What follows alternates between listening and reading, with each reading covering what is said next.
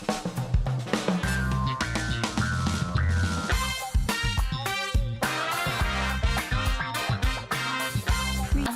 warahmatullahi wabarakatuh. Halo pemirsa, saya Gita Rahma kembali hadir menyapa Anda dalam Deep Talk, obrolan mendalam, tambah ilmu, tambah wawasan. Nah, di episode kali ini saya akan mengajak Anda berkenalan dan menyimak cerita dari Zahira Aya, seorang desainer muda yang multitalenta. Halo Aya, Assalamualaikum. Halo, waalaikumsalam Mbak Anggi. Gimana kabarnya Aya? Alhamdulillah baik. Mbak Anggi gimana? Sehat juga, Alhamdulillah. Lagi sibuk apa nih Aya? Kesibukannya seperti biasa sih, masih sibuk siaran, upgrade desain-desain baru, paling sama beberapa juga ngamatin desain-desain punyanya desainer senior lainnya gitu ya, buat, apa ya, upgrade, desain punyaku juga gitu.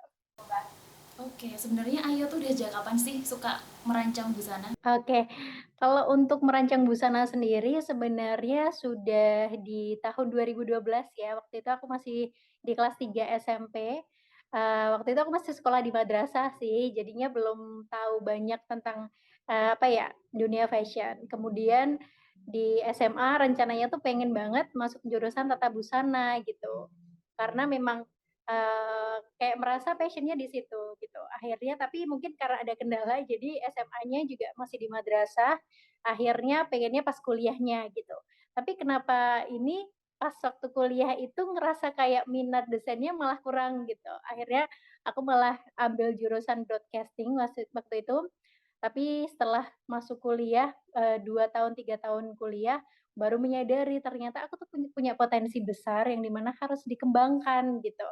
Akhirnya lulus kuliah di 2019, itu bulan Oktober aku masih ingat banget, itu berusaha untuk mencari lagi gimana caranya, aku tuh gambar desainnya ini tuh nggak apa ya, nggak aku tinggalin gitu loh, tetap tetap aku kembangin gitu. Walaupun memang selama kuliah itu kan aktivitasnya juga banyak ya, selain kuliah juga siaran radio, kemudian juga, ngeles bimbel juga. Jadi aku juga sebenarnya buka bimbel untuk teman-teman yang pengen belajar gambar sih Mbak Anggi, cuman, sifatnya lebih terbuka kayak misalnya ke bikin lettering, kemudian untuk lukis medianya kanvas, terus pakai catnya akrilik, kayak gitu-gitu. Jadi selama kuliah tuh aktivitasku tuh itu, gitu. Jadi malah justru nggak ke desain.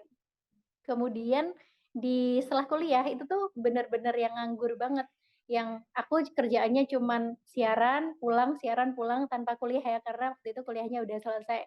Akhirnya berpikir lagi gimana caranya untuk ngembangin potensi untuk yang desain gitu, akhirnya memberanikan diri untuk kursus jahit. Kenapa kursus jahit? Karena waktu itu juga mikir-mikirnya, kenapa punya gambar desain banyak, tapi tuh nggak ada yang direalisasikan sama sekali gitu, kan kayak apa ya, sayang banget gitu.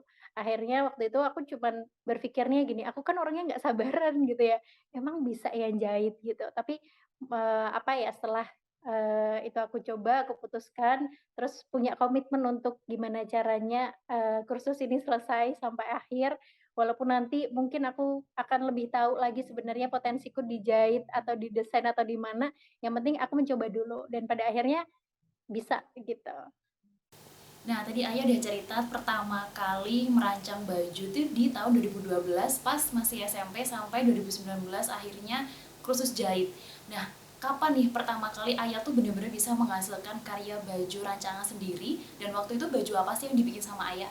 Oke, untuk baju yang Ayah rancang pertama kali itu di 2019 pas banget sama jadi waktu kita kursus itu nanti di bagian kayak di semester terakhir atau minggu terakhir, itu tuh biasanya ada kayak, apa ya, semacam ujian gitu. Ujiannya kita bikin busana gitu. Waktu itu Ayah bikin busananya malah kebaya, kebaya kutu baru gitu. Itu salah satu, apa ya, memang bentuk desain yang sebenarnya tuh simpel, tapi memang harus banyak ketelitian karena banyak hal-hal detail yang memang harus diperhatikan gitu waktu itu. Akhirnya aku bikin, apa ya, satu setel kebaya kutu baru dan juga sama roknya, rok batik waktu itu. Terus, dari situ malah aku berpikiran, "Oh ternyata aku bisa ya bikin baju," gitu, dan ternyata cantik juga gitu. Kenapa nggak bikin model-model yang lainnya? Tapi kan, apa ya, aku kan kursusnya cuman sebentar ya, cuman kursus ngambil bagian kayak dasar-dasarnya aja, belajar dasar-dasarnya. Berarti memang ya PR-ku adalah aku harus explore yang lainnya untuk, bisa merancang baju-baju yang lainnya dengan desain yang unik pastinya, gitu Mbak Agi. Oke, waktu itu bajunya dipakai sama ayah sendiri? Iya, waktu itu dipakai waktu ukurannya masih kecil, sekarang udah nggak bisa dipakai lagi sih. Kalau pertama kali bikin baju buat orang tuh kapan, Ayah? Kalau bikin baju untuk orang setelah kursus itu. Jadi setelah bikin baju buat aku dan itu hasilnya bagus menurutku, aku pakai itu tuh cantik gitu ya. Setelah itu baru pede, "Oh ternyata aku juga kayaknya bisa deh bikin baju untuk orang," gitu. Walaupun waktu itu masih takut-takut ya, karena ngukur badan orang itu kan, beda ya kalau ngukur dengan badan kita. Kalau badan kita misalnya kita pakai, kemudian kok ada yang nggak enak bagian misalnya lengan atau mungkin di bagian kerahnya atau apa, kita bisa benerin sendiri gitu. Bisa ngerasain mana yang kayak kurang, mana yang mungkin terlalu lebih ukurannya gitu. Jadi kita bisa permak-permak sendiri gitu ya. Tapi kalau kita ngukur baju orang, ngukur badan orang maksudnya, itu kan susah ya, karena kita nggak ngerasain apa yang dia rasain. Nah, mungkin itu banget sih kendalanya dan itu sampai sekarang masih ada kendalanya itu. Oke, Ayah ini kan sekarang udah punya brand fashion sendiri ya. Dikenalin dong brand fashionnya tuh apa, terus kapan sih awal Ayah merintis brandnya itu sampai sekarang? Oke. Jadi oh ya Mbak Anggi aku mau nambahin ya. Tadi itu sebenarnya gini, untuk brand-nya sendiri itu kan berdiri di 2019. Jadi setelah aku kursus, aku langsung, bikin namanya Ciluba Fashion gitu. Di mana nggak tahu kenapa ya, itu tiba-tiba muncul aja Ciluba gitu. Karena memang dari aku SMP, SMA tuh panggilannya Ayah Ciluba gitu. Jadi memang terkenalnya tuh Cilubanya gitu. Akhirnya aku gimana caranya orang kenal ini brand tuh punya aku gitu ya, yang ngerancang juga si ayahnya gitu kan, akhirnya bikin namanya Ciluba Fashion. Setelah apa ya, dikolaborasikan dan lain sebagainya dengan mungkin desain-desain aku dan lain sebagainya, nama itu jadi gitu.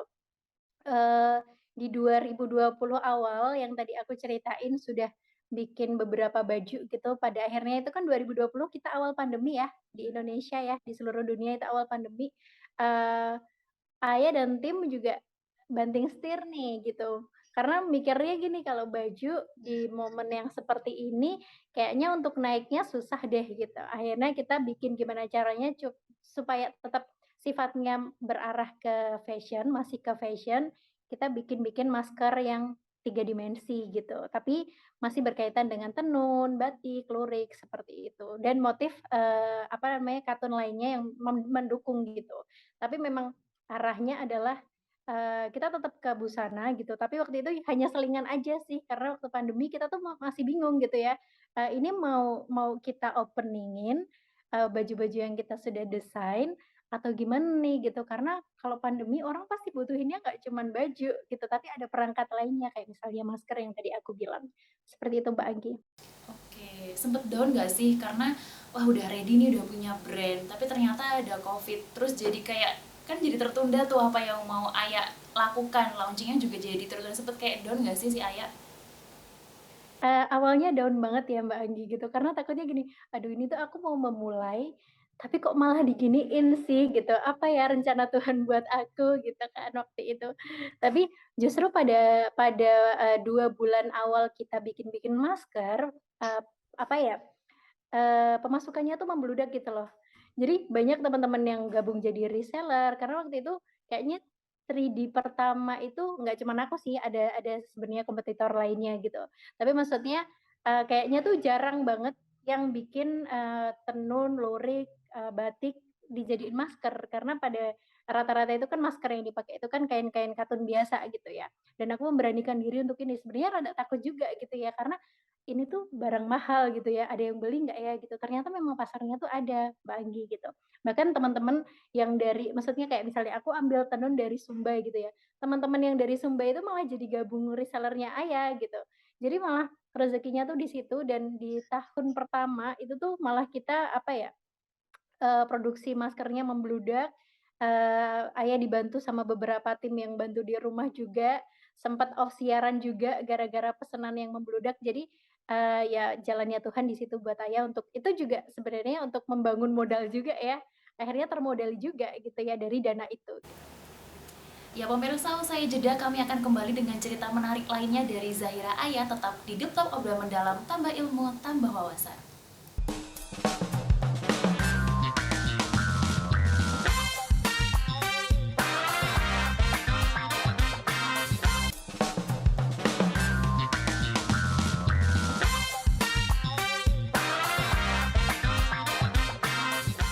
Pemirsa, Anda masih menyaksikan Deep Talk obrolan mendalam, tambah ilmu, tambah wawasan. Nah, masih bersama kita, seorang desainer muda multi talenta Zahira Aya. Nah, Aya ceritain dong, selain JFW 2022 tuh, Aya sempet ikut event apa lagi sih?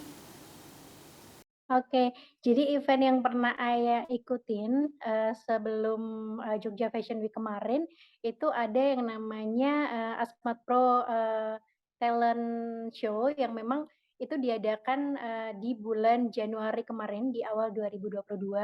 Kemudian juga ada di pas bulan Ramadan kemarin, Aya ikut JMFP, itu Jogja Muslim Fashion Parade, yang memang mengangkat atau mengusung tema-tema muslim, tema-tema yang menswear gitu ya. Jadi, apa ya, itu yang Aya ikutin gitu, sama Jogja Fashion Week yang 2 kali kemarin di tempat yang berbeda.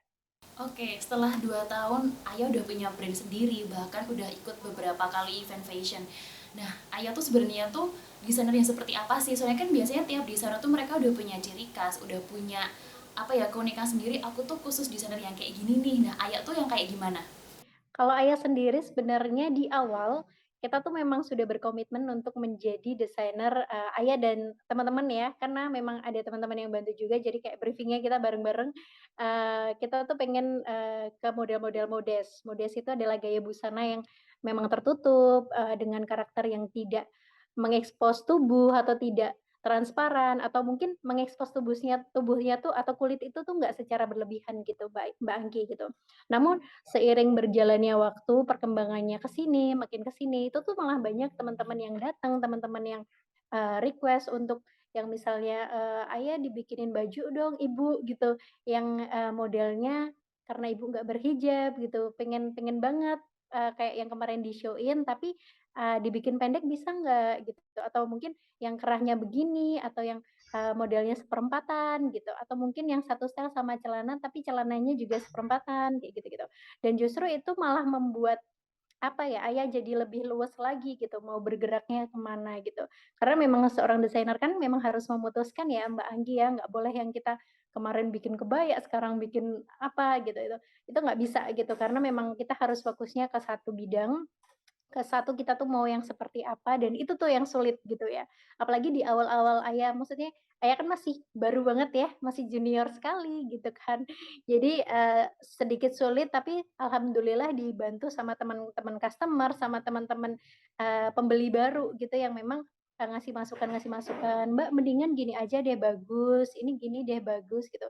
Jadi karena Ayah terbuka seperti itu, justru malah dapat apa ya, dapat masukan lebih banyak gitu ya, dan itu bisa membuat Ayah jadi lebih belajar lagi dan berproses lagi gitu. Kalau untuk jenis kainnya sendiri, Aya membatasi nggak? Atau aku pengennya cuma bikin yang khusus kain kayak gini aja nih gitu? Kalau untuk sejauh ini sepertinya Ayah, lebih ke wasra dulu sih Mbak Anggi gitu, karena untuk belajar satu, apa ya, satu motif kain atau mungkin satu jenis kain, itu tuh butuh waktu panjang sebenarnya gitu. Karena kan kalau ngomongin terkait dengan itu kan, ini ngomongin tentang karakter dari kainnya ya, gitu. Apalagi wasra. Wasra mungkin kalau temen-temen tahu itu kan, umumnya itu adalah batik, padahal wasra itu nggak cuman batik gitu ya. Ada tenun ulos, ada tenun Dayak, ada songket, ada tenun, ikat dari Sumba Timur gitu. Dan di mana itu kita harus belajar semuanya gitu loh kalau kita mau bikin, dan untuk belajar itu kan kita butuh waktu ya gitu, nggak bisa cepet, nggak bisa instan. Nah, mungkin di perjalanan ini Ayah mungkin bakal mendalamin ke situ dulu. Kalau misalnya pun nanti di tahun-tahun, berapa tahun lagi gitu ya, misal kok ada sesuatu yang baru bisa Ayah ciptakan atau mungkin bisa Ayah produksi, ya Ayah akan tetap, apa ya, mengikuti dengan, perkembangan itu gitu ya. Tapi untuk sekarang tetap fokusnya ke wasra karena memang, niat dari awalnya berdirinya Cilebai Fashion memang ke situ. Nah, itu yang menarik tuh soal wastra. Nggak banyak nih anak muda zaman sekarang yang tahu, tapi justru Ayah tuh ngangkat wastra jadi karya-karya desainnya bahkan dijadiin dalam wujud baju dan udah di fashion showing kemana-mana gitu. Nah sebenarnya kenapa sih Ayah tuh ngangkat wastra untuk jadi karya desainnya Ayah? Sebenarnya pesan apa yang pengen Ayah bawa lewat karyanya Ayah? Sebenarnya kenapa sih memilih, wastra gitu ya, karena memang itu tuh, warisan leluhur kita yang memang dari berbagai daerah dan itu banyak banget ya Mbak Anggi ya, kalau misalnya kita buka di internet atau kita searching tuh, itu banyak banget gitu. Dan Ayah tuh ngamatin gitu ya, kayaknya tuh yang, punya motif, punya jenis kain, punya keunikan itu, dan itu paling kaya itu tuh cuman di Indonesia gitu ya. Negara-negara lain mungkin ada, motif-motif yang memang menjadi ciri khasnya negara itu gitu ya, tapi nggak banyak gitu ya, nggak sebanyak di Indonesia gitu, itu yang pertama.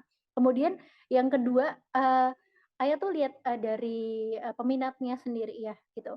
Kalau Ayah lihat tuh, ternyata tuh rata-rata tuh teman-teman yang apa, yang meminati kain-kain wastra itu tuh 30 tahun ke atas, 35 tahun ke atas lah, space-nya tuh 35 sampai lansia gitu.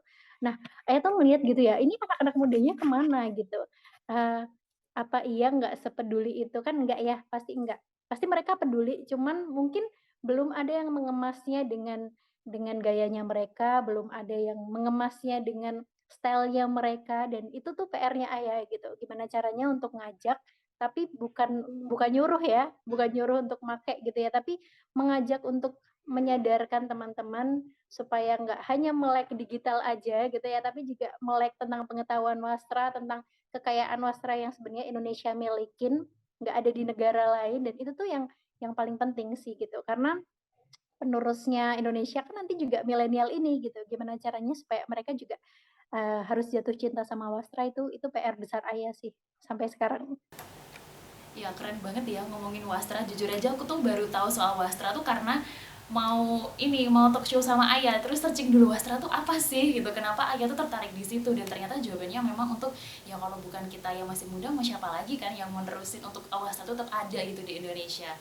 Nah Ayah, wastra kan bukan sesuatu hal yang mudah ya untuk dibuat dan diwujudkan dalam suatu karya gitu. Kalau dari Ayah sendiri selama ini dapat inspirasinya tuh dari mana sih? Atau gimana caranya Ayah tuh bisa dapat inspirasi untuk bikin baju yang fokusnya tuh ke wastra? Oke, kalau inspirasinya sendiri itu karena sering lihat show, kemudian, di Yogyakarta itu kan sebenarnya fashion show itu kan pagelarannya banyak ya, setiap bulan tuh pasti tuh ada gitu. Dan dari situ malah, bisa membuat Ayah tuh melihat lagi gitu, "Oh ternyata tuh ini bagus ya," gitu. Dan, satu cerita juga nih Mbak Anggi gitu, Ayah tuh pernah punya, satu gambar desain di mana itu tuh menurut Ayah bagus ya, menurut Ayah bagus, Ayah pengen banget memproduksi ini gitu. Tapi waktu suatu ketika Ayah ngelihat, fashion show di salah satu mall di Yogyakarta, kemudian Ayah ngelihat ternyata ada satu desainer yang desainnya tuh mirip, hampir mirip dengan desain yang Ayah bikin gitu. Tapi pas Ayah lihat, ternyata tuh kayaknya nggak waktu dipakai sama si modelnya bergerak di catwalk itu tuh nggak nyaman gitu ya, nggak nyaman, kemudian kok bentuknya jadi aneh gitu. Nah, justru itu yang membuat Ayah jadi kayak tambah pengetahuan lagi. Nilai plusnya di situ adalah, sebelum Ayah memproduksi, sebelum Ayah motong kain yang sangat berharga itu tuh, Ayah malah jadi tahu kayaknya kayaknya aku nggak akan bikin desain ini deh, karena aku udah lihat visualnya, ternyata visualnya kalau dipakai untuk daily itu nggak nyaman gitu loh. Sedangkan visi misi Ayah kan gimana caranya supaya wastra itu hanya nggak dipakai di kondangan aja gitu ya, kalau kita kan taunya kan dipakai di kondangan, tapi kita juga bisa pakai di daily-nya kita, di keseharian kita, bahkan kalau bisa dekat dengan kehidupan kita dan itu PR Ayah dan itu setelah lihat fashion show itu tuh Ayah jadi kayak bersyukur banget kayak, "Untung aku nggak jadi bikin baju ini ya," gitu. Jadi memang inspirasinya tuh banyak hal sih Mbak Anggi dan, juga Ayah kan hobinya shopping ya, perempuan kayaknya hobinya semuanya shopping deh. Dan, Ayah suka jalan-jalan ke mall gitu kan, mungkin dulunya, mindset yang dulu biasanya belanja gitu ya, sekarang cuman lihat-lihat aja. Kita lihat-lihat, survei semuanya dari model A sampai Z, dari toko satu ke toko yang lainnya, supaya apa ya, pengetahuan, terkait dengan desain Ayah itu juga bisa Ayah upgrade dari situ gitu ya. Kadang misalnya ada model yang paling bagus di toko itu, tapi kok Ayah kayak ngerasa susah, Ayah beli kok, gitu. Biasanya Ayah beli baju itu, dibongkar dibongkar, "Ini desainnya gimana sih?" Gitu, "Ini cara jahitnya gimana sih?" Gitu. Jadi memang butuh effort di situ, butuh modal juga gitu. Oke pemirsa, kami akan kembali saat lagi, tetaplah bersama kami dalam Deep Talk obrolan mendalam, tambah ilmu, tambah wawasan.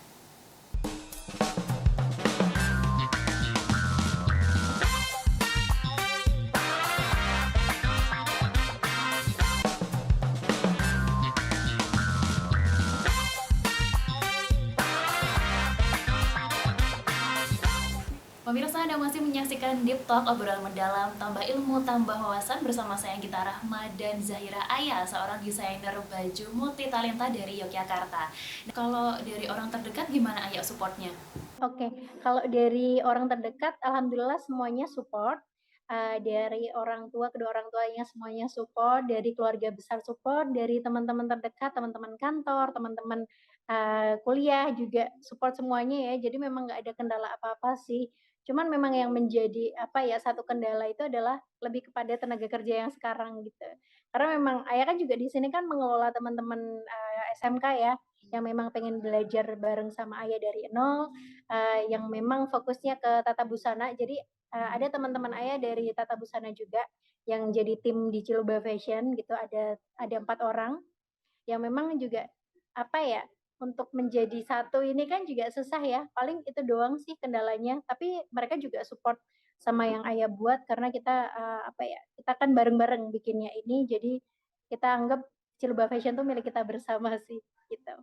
Oke, untuk terjun ke industri fashion tuh kan nggak gampang ya Ayah, karena fashion tuh terus berjalan.